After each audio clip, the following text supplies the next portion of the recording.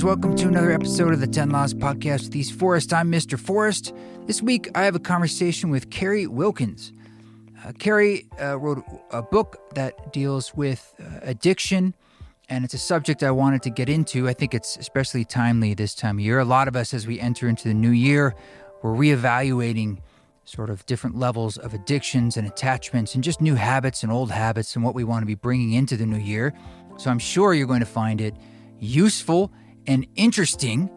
But before we get into that, just want to say welcome back and thanks for sticking with the podcast. I hope you had a good New Year. Happy New Year. And Rada and I, we basically stuck around here. We're going to be going on a little vacation out to Florida. First time I've done anything like that. We'll be doing that at the end of this week. And I'm sure that we would both feel like we just kind of burnt out a bit. We're like, all right, we need to recharge. So it'll be good. But thanks to everyone on the Patreon, the council on Patreon. We are doing these monthly Zoom councils, and I want to say thank you to everyone who supported this podcast and the East Forest Project in 2022 through the council. You can check that out at patreon.com/eastforest. Everything over there at East Forest, if you want to link over to social media or whatever events we have coming up, merch items, retreats, things like that. I did hear that the Esalen retreat that's going to be in this summer, it'll be June 30th through July 3rd, so on the July 4th weekend. Those signups will be launching in January, it's looking like. We don't know the exact date, so stay tuned or join the mailing list if you want to know, because those spaces often go quite quickly, and we always love letting our community know first. All right, no more preamble needed. Let's dig into this conversation with our new friend, Carrie Wilkens. Carrie Wilkens, thank you for joining the show. Thank you for having me on. I'm excited to be here. So I have your book in my hand, and I see 4 authors on it. And the very first thing I thought was, that's a unique challenge. How does it come to be that there's 4 people helping you write a book? And how did you actually do that from a technical level? With the help of Stephanie Higgs there, she's helped pull it all together. We're psychologists who are working all day, seeing clients and doing stuff. Our capacity to sit down and write a book, it was quite possibly the hardest thing I've ever done. I've done a lot of hard things, but sitting down and writing a book was complicated. Yeah, I mean, I've been trying to write a book for like 3 years, and I'm one person. I almost think like you'd always be waiting for some, because it doesn't say necessarily in here like it's like it's one author in a sense. You know what I mean? It's not like you. I'm imagining maybe you did take sections, but then you wanted it to be in one voice. And well, that is the voice of Stephanie Higgs. Okay. We love her, and anybody who's writing a book, if you want, with other authors, if you want somebody to synthesize it and find the voice among all of you, Stephanie's a master at it. I'll keep that in mind. Yeah. There's interesting resources out there now for people who want to publish, from self-publishing to full, doing this where you're kind of in the big 5, but it doesn't, all sorts of things where people will help write books to even write books. Like you can pay a lot of money and have someone basically write a book for you, and they'll interview you. It's very expensive, but there's a lot of options out there. Well, Stephanie's great because she actually wants to get she came up with our voice. That is how amazing. That is how we all talk to each other and to our clients and how we think. So she managed to find that. Did you all do it like verbally, or was it more like sharing text? Yeah, we just came up with the order of the content, and then we all took different sections of it and tried to edit each other's work, and then Stephanie-sized it and turned it into voice. And she did that with the new book too. She's got the same, I call it sprinkling fairy dust. She manages to put the fairy dust in the midst of all the science and pull it all together, which is pretty wonderful.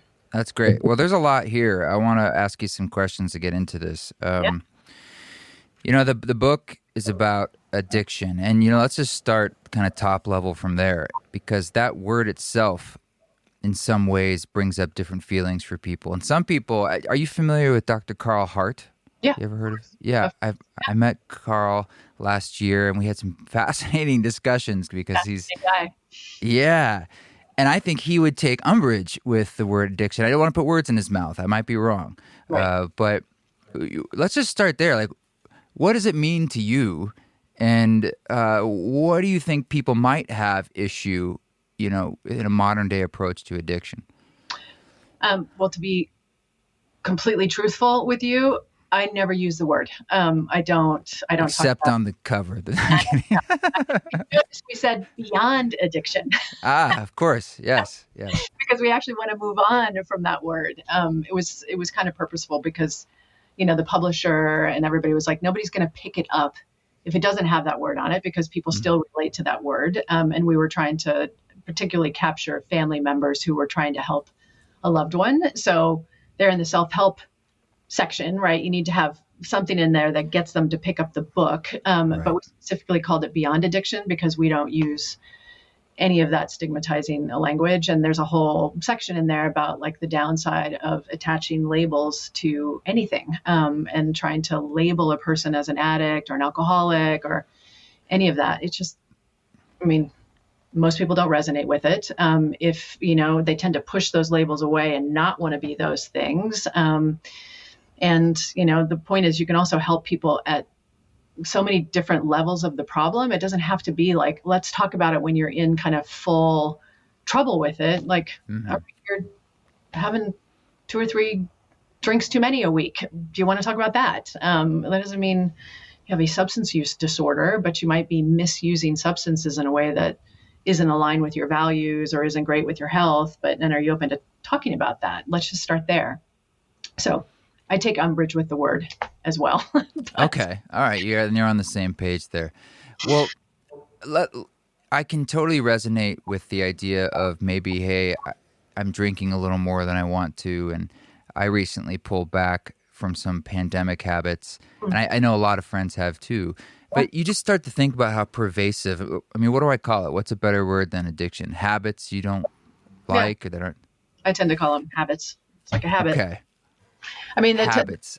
The field is now wanting people to use substance use disorder rather than addiction, and really realizing that that's on a spectrum of severity, from very severe, you might need medical attention, to it's causing problems in your relationship, or you're smoking cigarettes and it's going to cause long-term health problems, but you're not feeling the consequences now.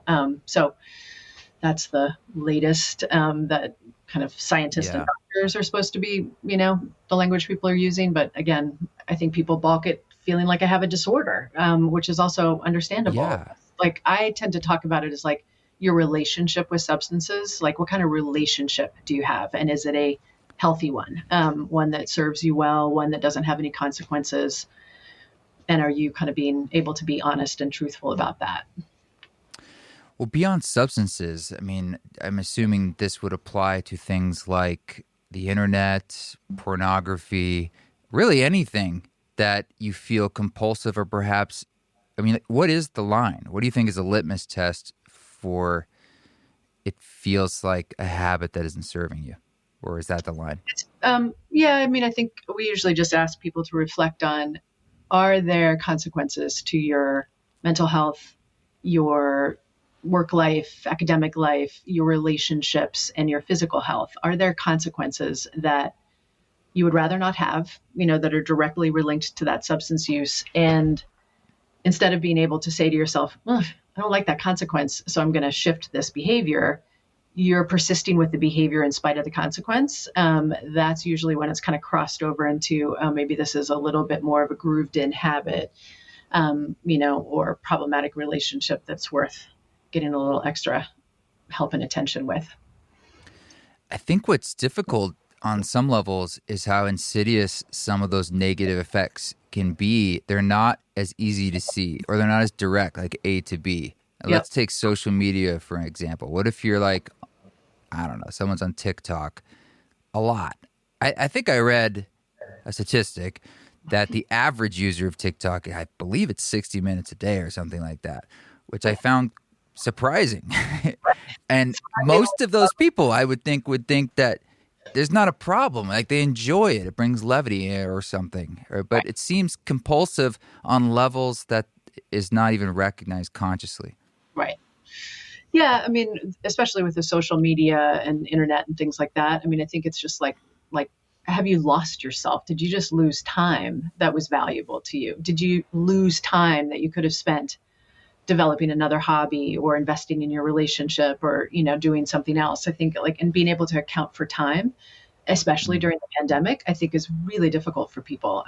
So many people have described time just is lost to me in a different way in these last couple of years, which, I don't know what to make of that, except that people are actually on their screens more. And you end up in these rabbit holes that you're like, I'm meant to go on for 5 minutes and suddenly an hour and a half has gone by, and I've procrastinated on other things. So we humans tend to lose track of ourselves, right? And finding all sorts of ways to stay grounded and plugged into your values. I mean, that's ultimately what we're trying to help people do, is identify your values and assess your behavior. Is your behavior you're engaging in consistent with your values, and like where you want to be going in life? And if it's not, let's examine it and maybe think of some skills that might disrupt it. How much of these behaviors, I keep trying not to say the word addiction, how much of these behaviors do you find, though, could be rooted in causes such as traumas in the past, in a sense that it's a bit more than just like, hey, I have these values, and I mean, like, what's causing myself to work against them beyond immediate pain relief? Right. It's always something else, right?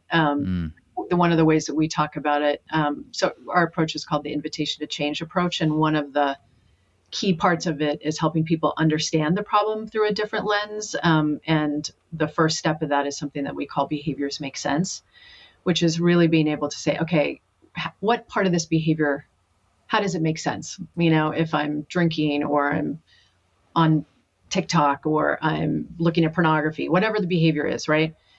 What are you getting out of it? Because the most important thing is to understand what purpose it's serving for you, because it's different things for different people, right? And if you can kind of unpack that, that's going to help us identify potential alternative, because you can't just give that behavior up, right? It's not like, okay, stop doing it.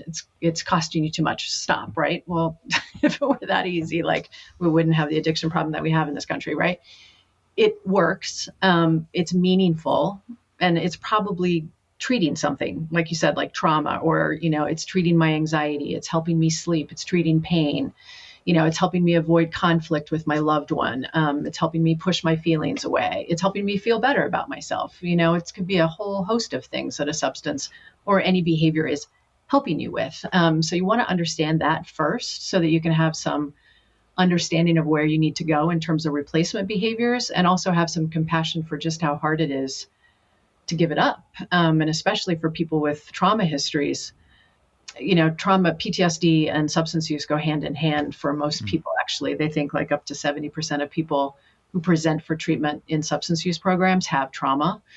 So it's very commingled. The problem is substance use often makes the PTSD symptoms worse in the long run, and also sets them up for being further traumatized. So it's not a healthy relationship, substances and PTSD, but it works in the short term, right? If I'm having nightmares and I want to just sleep, knocking myself out with a substance, that's going to seem easier than talking about my trauma, and doing the things that might help me feel better in different ways. Substances work quick. So that's what we're competing against. Right. Do you think that an abstinence approach is actually a wise approach when it comes to trying to change a bad habit? For instance, it's very black and white to me, and I wonder if that's almost a temporary fix in a sense. It's like, yeah, if we just stop the thing, you're not triggering the same response. That makes sense. But is it an effective long-term approach, or am I oversimplifying it by, because I could understand for some folks, look, it's either I have that or I don't. There's no middle ground. I think some people do end up feeling like that, like they have to take a black and white approach with substances. Like I cannot go down that pathway. Yeah. They have to do the other work. They have to, again, going back to understanding, how were those substances helping me? What was I getting from it? Because if I don't identify replacement behaviors and I just try to take the substance out, I'm going to be miserable. Like I'm going to have a hard time in my life because I haven't replaced it with something that works equally well or better. Right. So like you'll see people shift and in abstinence work on that stuff. And they get better and better and better. But if they don't, and they just knuckle down and are trying not to use, like they're pretty miserable. It's a hard. Well, what's an example maybe we could give hypothetical of like what those replacements could be? Because I'm thinking a lot of people are thinking like, hey, I'm on board to make changes, but especially I'm thinking there's two camps in my mind. There's one where you're supporting someone else, you want to make changes. Yep. And maybe that's a little more like from your point of view, looking at it from the outside in, it's like, I would like to see big changes and I would like to help them. We could talk about that. And then it's maybe personally some people thinking like almost the more like nuisance-y things. They're like, I've been doing this thing for a long time and I know my relationship's out of balance with it, but I don't really know how to change other than just trying to knuckle it out and be like, all right, just don't do that anymore. Right. But so I'm going to keep looping back to that behaviors make sense, right? It's going to be different. So why I might have 3 glasses of wine at the end of the day might be very different than why you have those 3 glasses of wine, right? So you being able to reflect on, okay, is this me not managing my stress well? Is this me having 3 glasses of wine because if I don't, I'm going to have nightmares because I have PTSD? Like it's going to be different for different people, right? So if you do that work of like thinking, okay, what do I get out of this?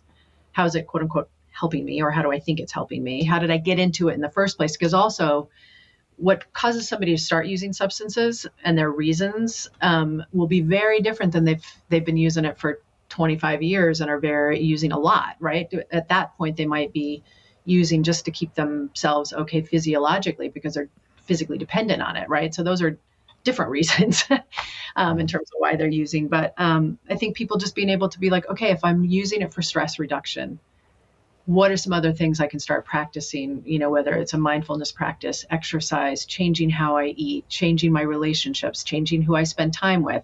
And right, like I can say all of those things as like, those are all the things that can help you change, right?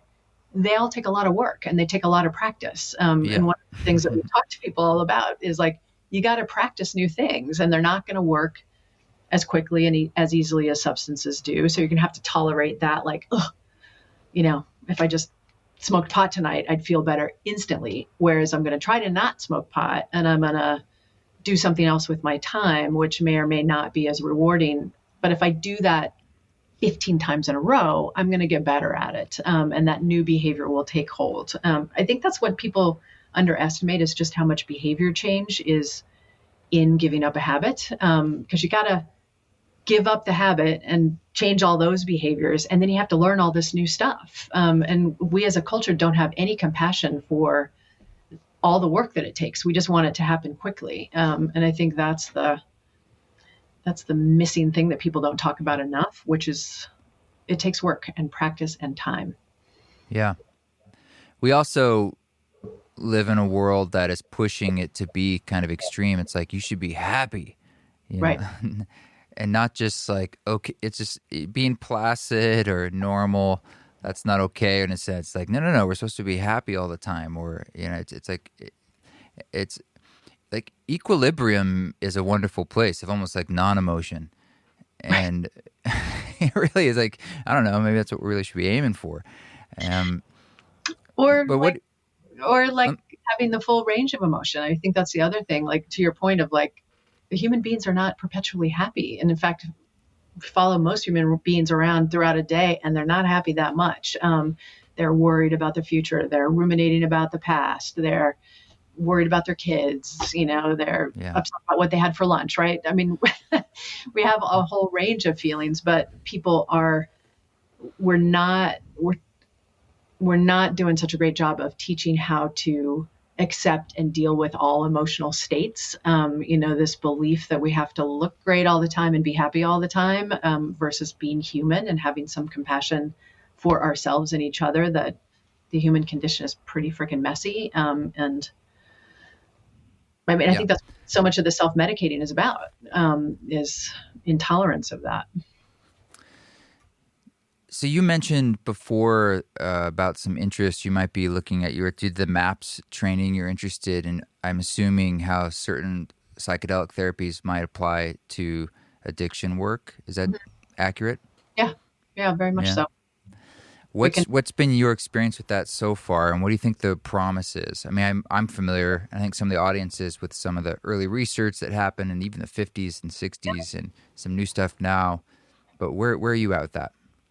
I'm deeply appreciative of the people doing the work and trying to get it back into the mainstream. And it's unfortunate that it ended up in the recesses that it did. But that's government and science, right? So I think there's some positive changes coming down the pike. I think for us to have the ability to use it professionally, with people with substance use problems, there's still some hurdles. There's still so many stigmas and biases about, like, you don't want to give drug users drugs, right?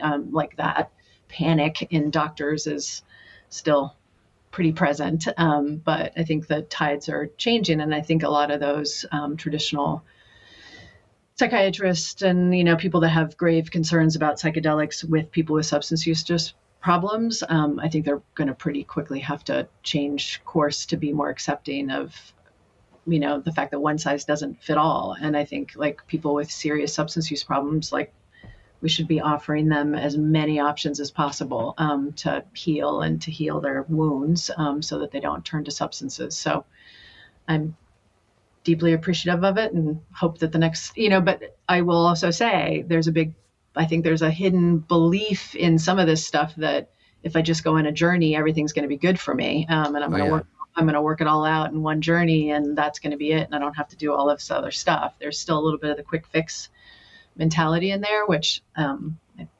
think we're just going to have to help people realize that, you're just going to have to keep working on this. And the journey can give you so much insight and, access to yourself that you might not otherwise have, in just traditional talk therapy or traditional routes of therapy. And we want to capitalize on that, but the work's going to be ongoing. And it may not happen in therapy, and like wherever you do your work, that's just going to be an ongoing process.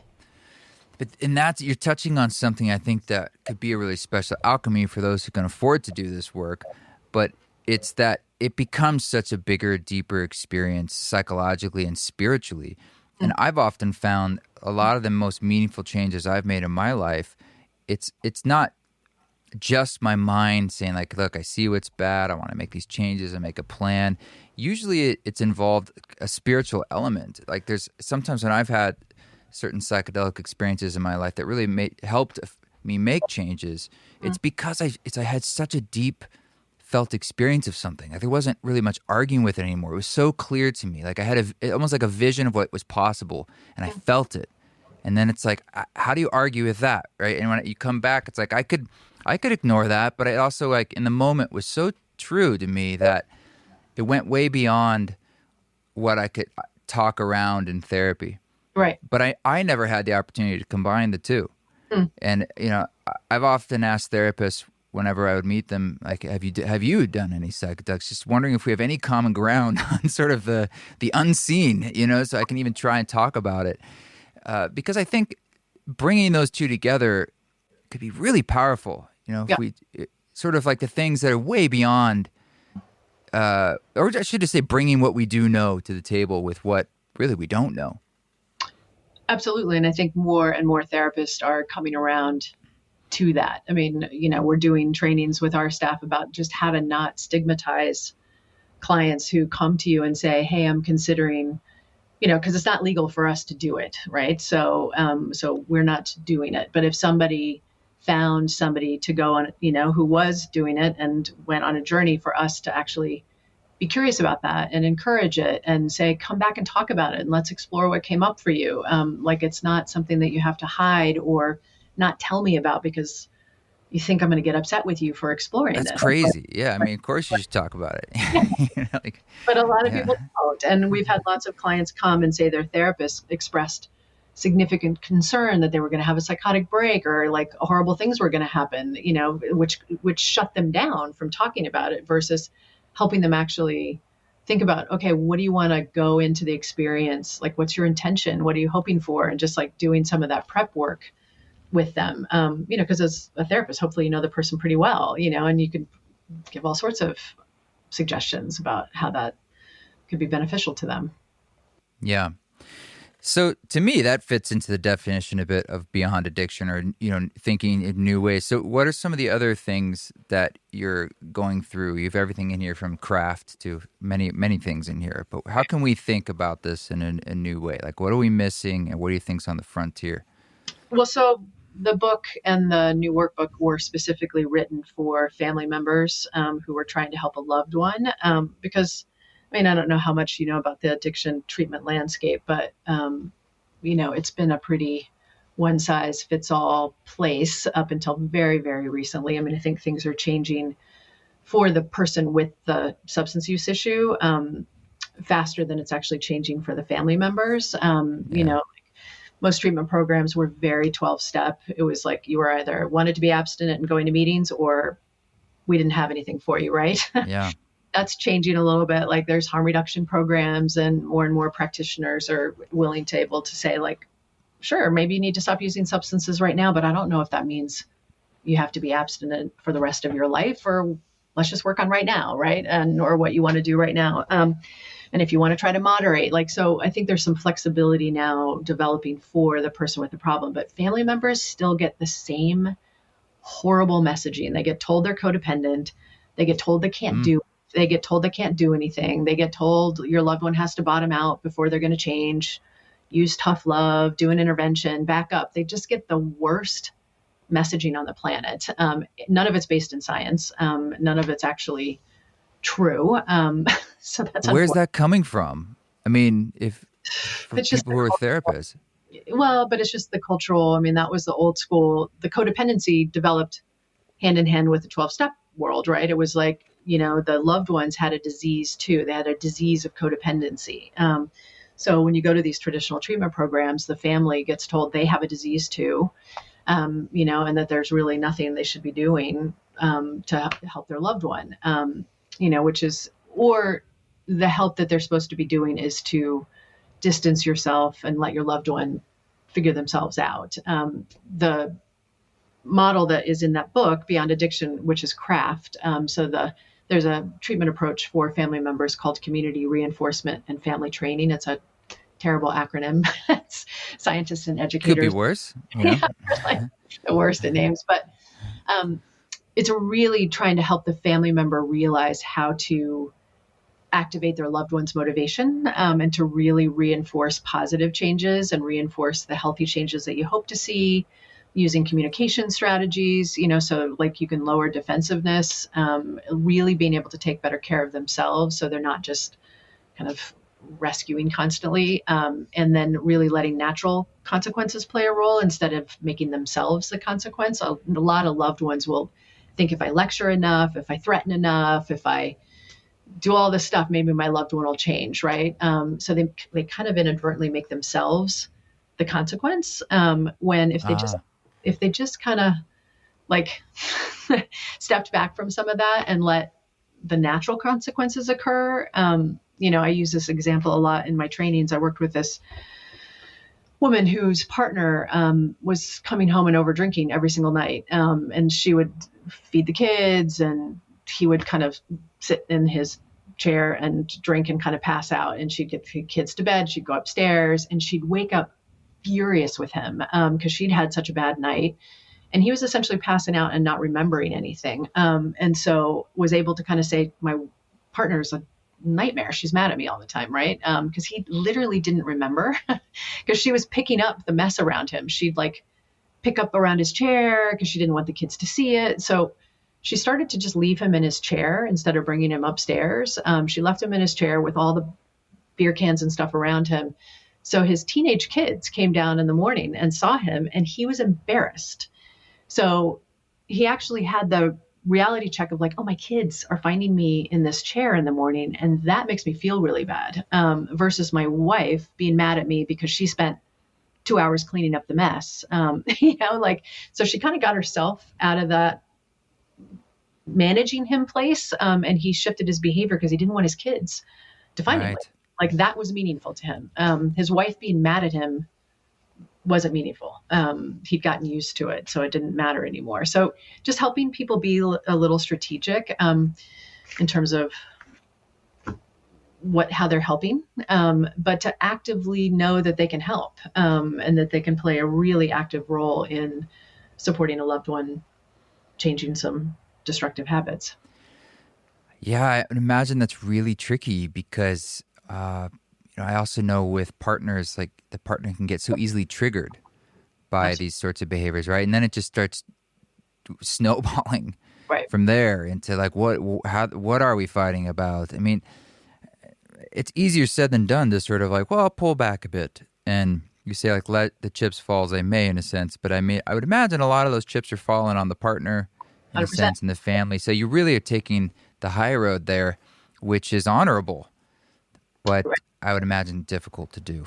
Yeah, which is why, so we expanded. So that book that you have in your hand, the Beyond Addiction, How Science and Kindness Help People Change, that was primarily about craft. And we wrote that about 5 years ago. And in the last 5 years, we've added to craft. And so the new workbook is about something that we're calling the invitation to change approach, because so craft is incredibly effective. So when they did studies of family members who learned craft versus did an intervention with their loved one versus went to Al-Anon, craft gets a loved one into treatment like 60, 70% of the time, right? So it's incredibly effective. And then what they found is that when your loved one gets to treatment, their substance use is already down, and the family member, the person who was trying to help, their mental health is improved. So craft is actually helping them get through this really difficult stuff and motivate their loved one into treatment. Interventions get about 10% of people into treatment. Interventionists don't like that number, but what interventionists never tell you are the number of people who drop out of interventions, which is a big, significant number. Like most people are like, it sounds like a good idea, and I can't do it. I don't want to do it. And then the problem is, like, when somebody's had an intervention done on them, they often go to treatment and they're freaking pissed. And they are. Hold on. You mean like when I think of intervention, it's like the circle of all your most important people being like, this is how it's affecting me. I mean, that sounds super intense and powerful, but intense. Most people are pissed when it happens. You don't say. They go to treatment and mad. So then they're in treatment mad at their family, and they're pushing away from their family when their family is probably who they're going to go home to, and their family cares about them a lot. So we always hear the success stories, on the intervention story. You always hear the intervention saved my life. The number of people who don't talk about like how bad it was and how it actually destroyed the family network, they're just underground, not talking about it. That happens a lot. So, but the invitation to change approach, what we realized is that the self-care part for the family member, just your own experience and really bringing compassion to yourself of like, this is actually incredibly hard. It's incredibly hard to be a helper. You love this person in your life, you care about them, you want them to be well, and there's a bunch of stuff that you could probably do to support that.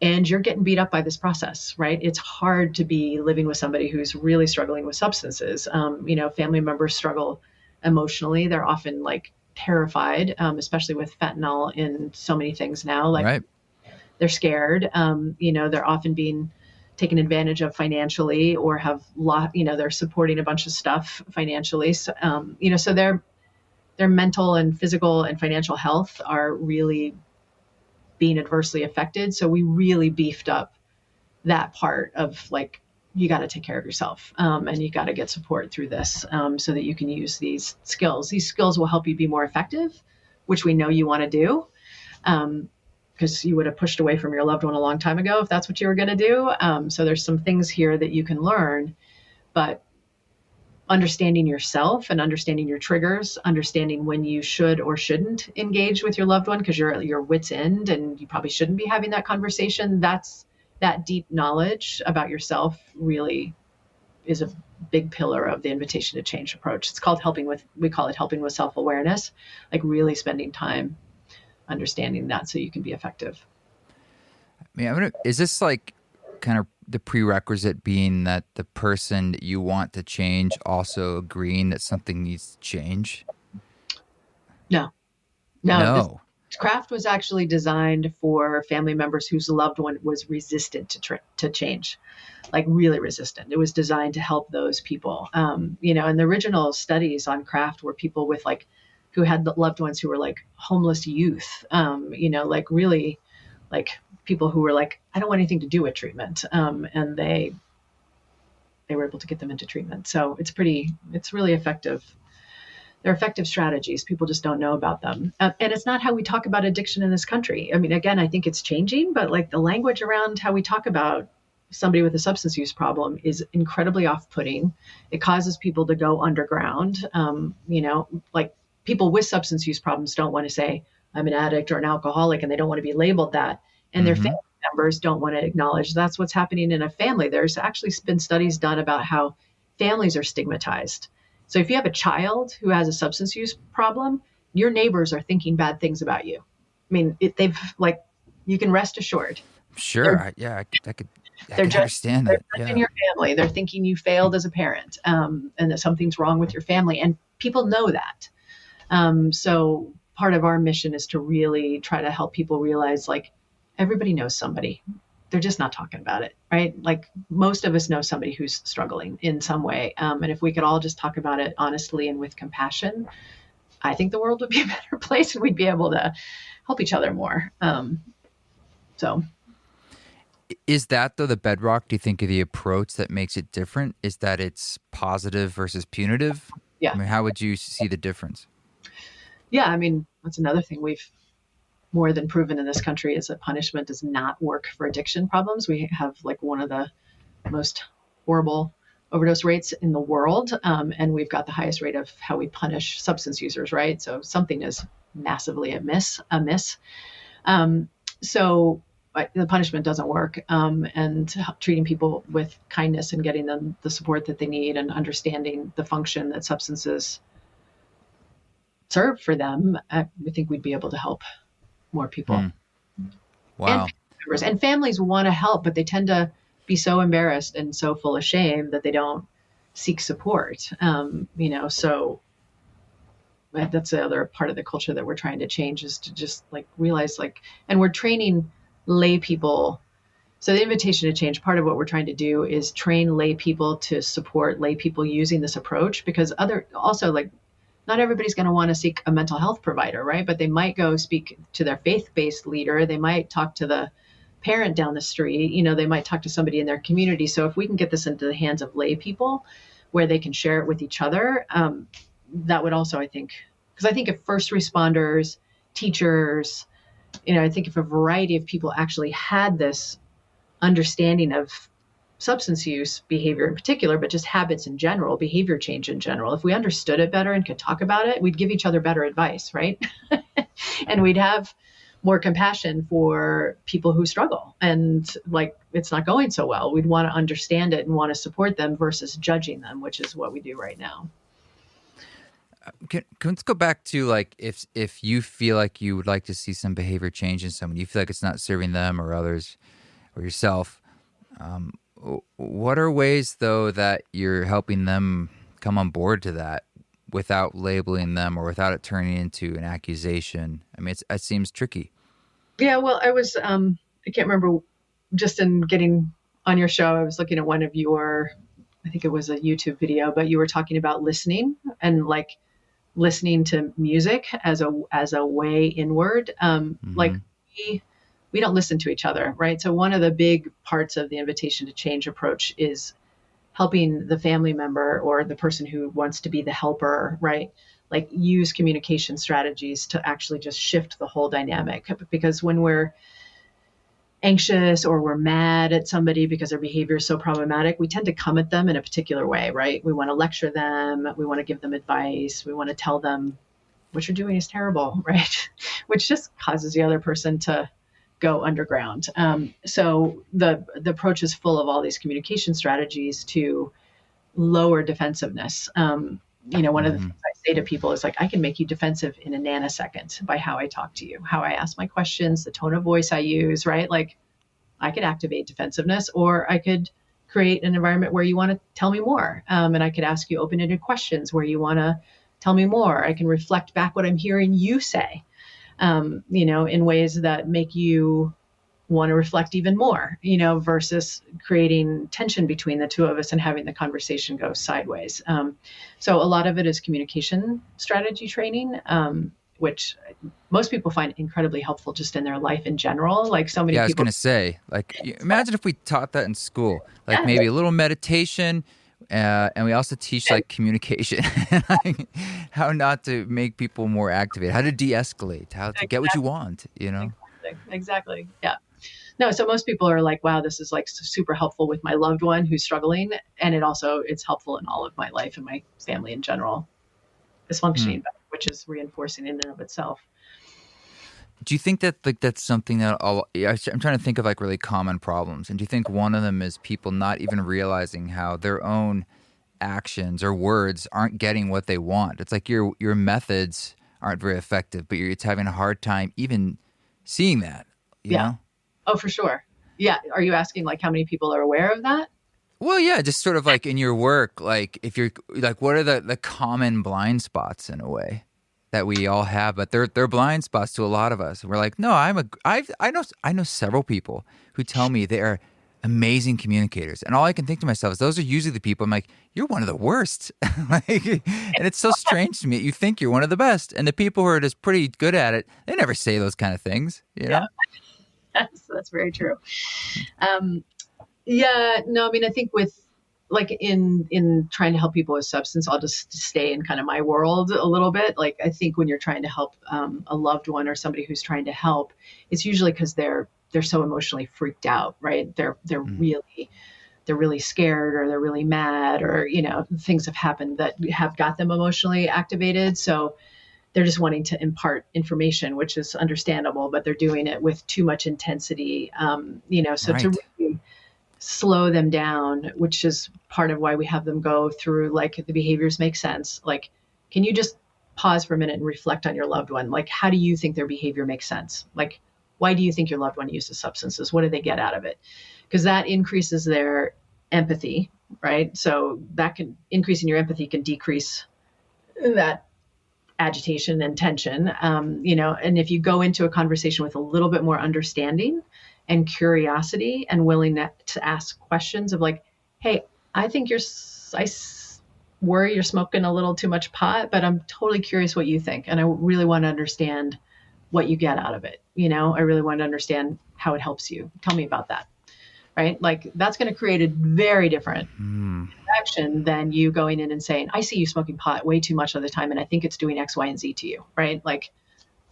You're in a different place in terms of that conversation. So it's very nuanced, isn't it? I mean, it's also so much about energy and your body language, even beyond just the words and intention. Mm-hmm. And I guess a lot of this is patience too. But I appreciate that you're talking about the support for the people we're trying to support, in a sense.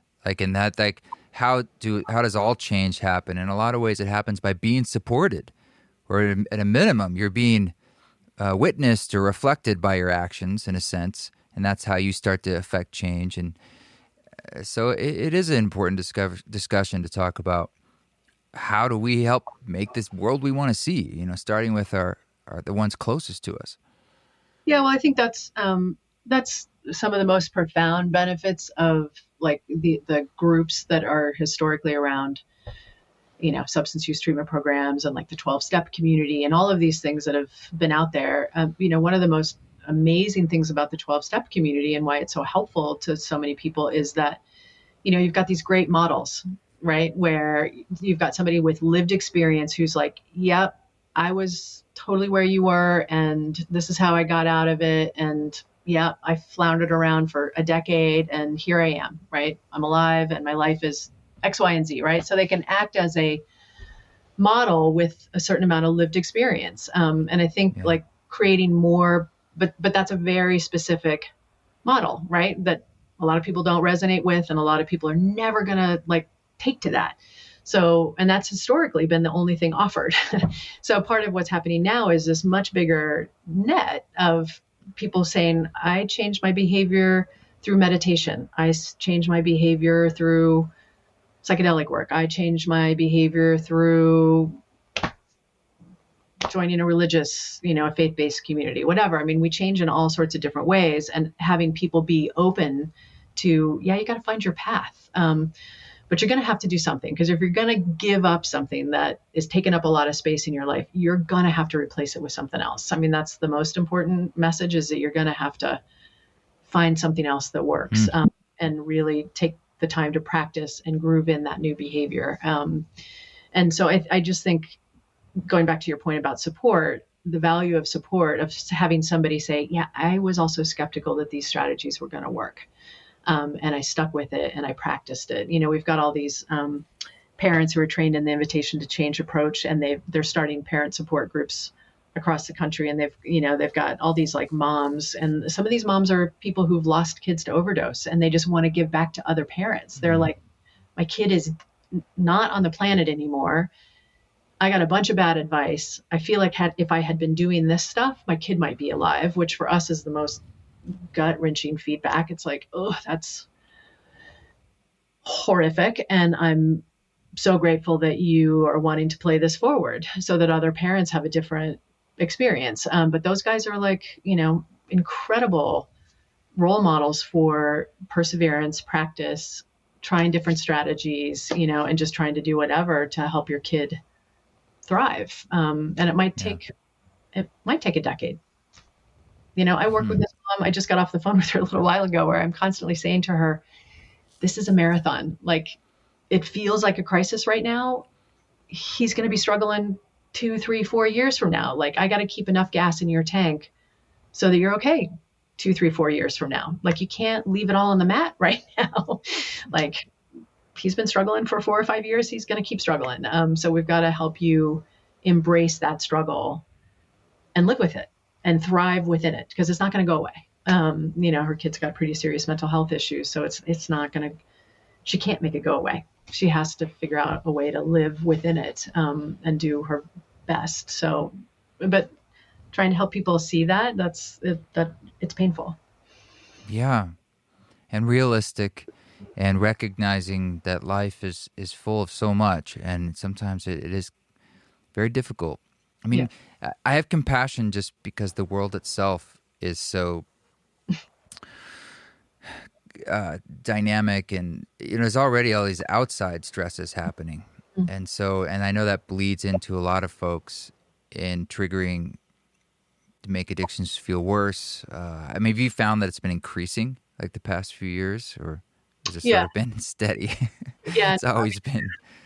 I think people are more going back to your point earlier of like, there's lots of different bad habits, right? So there's substance use rates have gone up, and they've been just, the problem as a provider right now in the world is they just become more lethal with fentanyl like popping up in everywhere. Yeah, that's scary stuff. And these adolescents who are like when I was an adolescent and we were experimenting with things, or like I was a young adult, you could experiment with things and feel like, okay, I'm taking ecstasy right now. Odds are it's just ecstasy, and that'll be that, or whatever you're playing around with. Right now, it's like, it might not be just that. And that could be the last time I feel like kids can't experiment like they used to. It's just actually way more risky. And that's a really hard thing to impart on young adults, and have them believe you.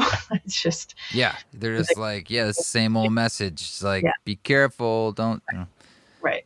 Which I totally get. I'm like, right. No, that message didn't land with me either. So I get that, but it's just different now.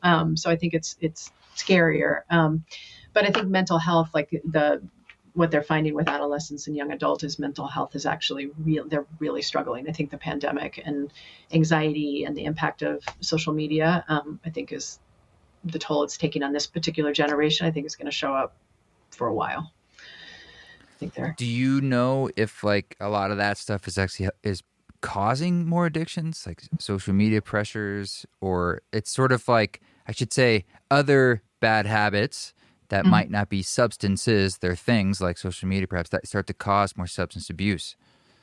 Yeah, I don't know that we have that directive. The research is... Yeah, it might not be so linear, I guess, or, 1-to-1, but... Yeah. I mean, I think people are struggling with how to find happiness, though. Going back to your point of like, we're pressured to feel like we should be happy all the time. And we are having a hard time finding ways to do that. And again, I think it's in different communities too. Like I live in New York City, and like just what people in urban areas are struggling with versus I grew up in Western Kansas. What people are struggling with in the middle America is completely different. I think different communities are aware of and struggling with different things for sure. But I think people are suffering. It's been hard. Well, it's the old like golden rule. If you want to feel connected, make someone else feel connected. Or so it's sort of this idea about supporting others also has a hidden value for yourself as well. So I appreciate the message.